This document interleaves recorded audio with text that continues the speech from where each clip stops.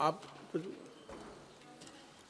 आपकी अनुमति से एक पॉइंट ऑफ ऑर्डर पूर्व वक्ता के बारे में आपके ध्यान में लाना चाहती हूं सर।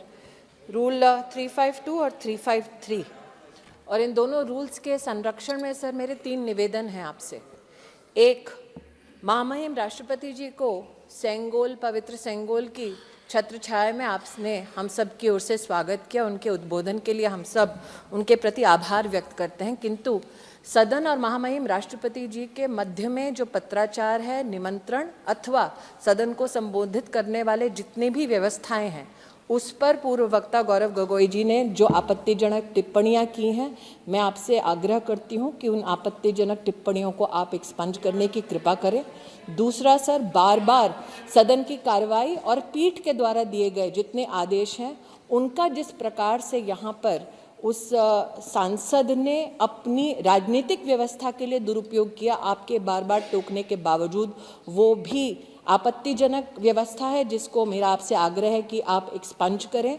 मेरा दूसरा आग्रह सर, इस लोकतंत्र की ये गरिमा है कि प्रधानमंत्री पद पर राष्ट्र के हमारे नागरिक चुनकर एक व्यक्ति को विद्यमान करते हैं। उस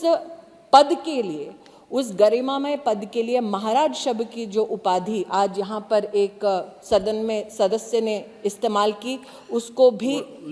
आप एक्सपंज करें। और मैं इतना कहना चाहूँगी, उनका द्वेष नरेंद्र मोदी के खिलाफ हो सकता है, लेकिन गरिमा विहीन टिप्पणी प्रधानमंत्री पद के लिए ना हो, इससे संसद भी आहत होता है और वो वोटर भी जो लोकतांत्रिक तरीके से चुनकर अपने प्रतिनिधि को सदन में भेजता है। और अंतिम सर, मेरा निवेदन आपसे 352 और 353 के संदर्भ में, ये बार बार इस वक्ता ने कहा कि हमें शर्म है इस बात की कि हम हिंदुस्तानी हैं, ये गौरव, हम इसकी अनुभूति हमें 2014 से पहले नहीं थी। मैं कहना चाहूँगी सर, मैं स्वयं इस सदन में साक्षी हूँ, इस सदन में एक ही सांसद था जिसने भारत तेरे टुकड़े होने के इस वाक्य का समर्थन सदन से बाहर किया। एक भी सांसद भारतीय जनता पार्टी का ऐसा नहीं है जिसने अपने पूरे जीवन काल में कभी भी इस बात का गौरव ना किया हो कि हम इस देश में जन्मे हैं और हम हिंदुस्तानी हैं। तो इस प्रकार का आक्षेप जो लगाया गया है, मेरी आपसे विनम्र निवेदन है कि आप इसको एक्सपंज करें या अपनी राजनीति बाहर करते रहें, लेकिन राष्ट्रनीति का अपमान इस सदन में नहीं होगा।